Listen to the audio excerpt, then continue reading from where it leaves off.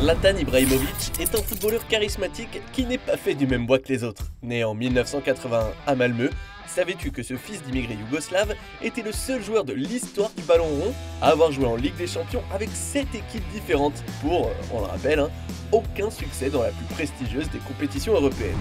Qu'importe.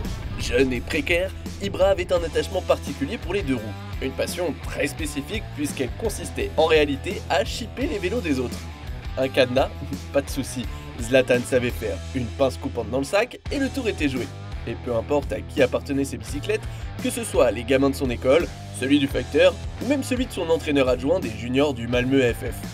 Il les dérobait, dit-il, par nécessité pour se rendre au foot. Une fois sur le terrain, le Suédois voulait tout faire comme son idole de toujours, Ronaldo El Fenomeno.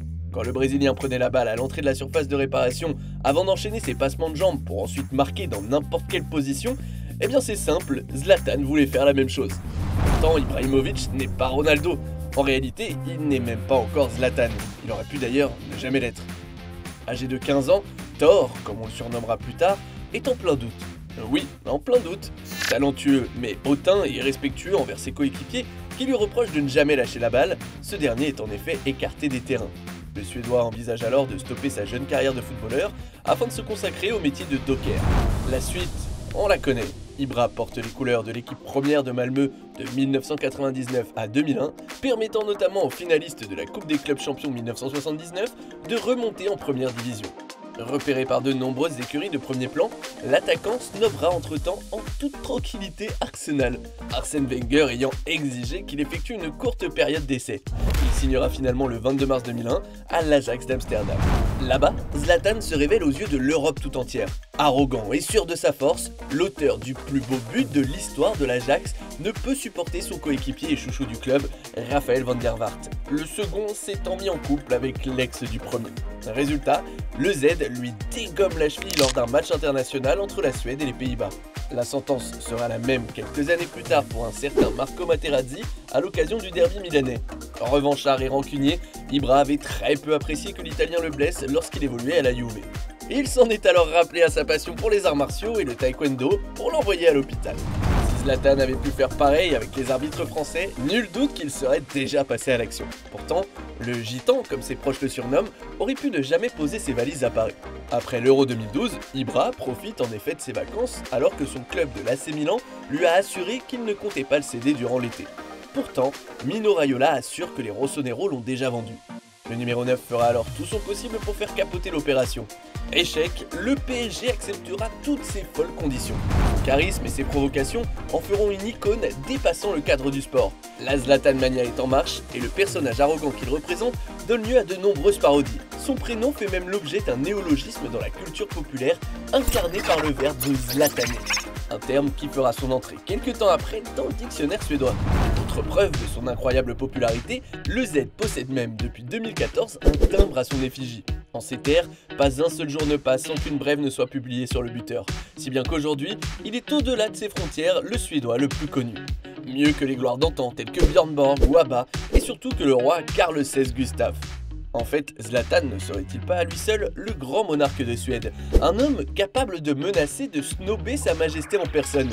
Alors que le PSG devait recevoir le roi de Suède et la reine Sylvia au Parc des Princes, Ibra a bien failli mettre le club dans l'embarras suite à une affaire avec deux joueuses de la sélection féminine parisienne qui ne l'avaient pas applaudi à une cérémonie en Suède à cause de ses propos sur le football féminin.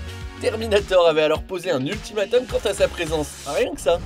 J'ai ma confiance et je crois en moi. Les gens appellent ça de l'arrogance, j'appelle ça de la confiance. Adulé par les uns, égocentrique pour les autres, Ibra reste surtout un as de la punchline. Un homme qui s'amuse constamment à entretenir en apparence sa légende de footballeur le plus arrogant de l'histoire. Une personnalité très emblématique qui a inspiré, au même titre que Chuck Norris et ses Chuck Norris Facts, plusieurs Zlatan Facts lui attribuant des capacités extraordinaires. Faut dire qu'au-delà de son personnage, Zlatan reste avant tout un joueur hors norme, capable de scorer dans n'importe quelle position.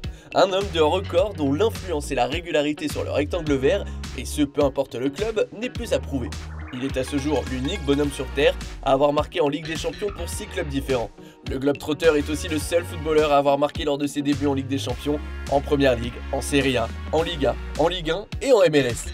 Autre stat cocasse qui prouve que le Z est une bête féroce pouvant mordre à n'importe quel moment, il est avec CR7 le seul joueur à avoir fait trembler les filets à chaque minute d'un match. Quand Ibra ne martyrise pas les défenses adverses, l'homme d'1,95 m aime passer du bon temps sur son île ou dans sa forêt. Ouais, vous avez bien entendu. En juin 2012, le goléador décide en effet d'acheter l'île de Davenso dans le lac Mälaren en Suède pour la modique somme de 2,5 millions d'euros.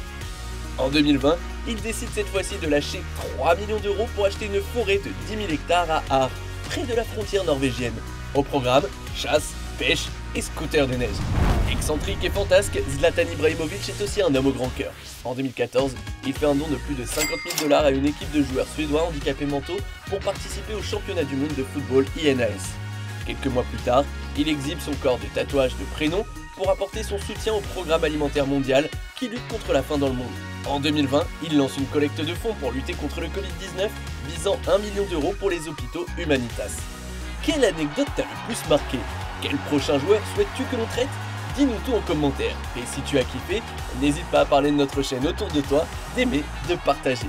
A très vite pour une nouvelle vidéo. Ciao!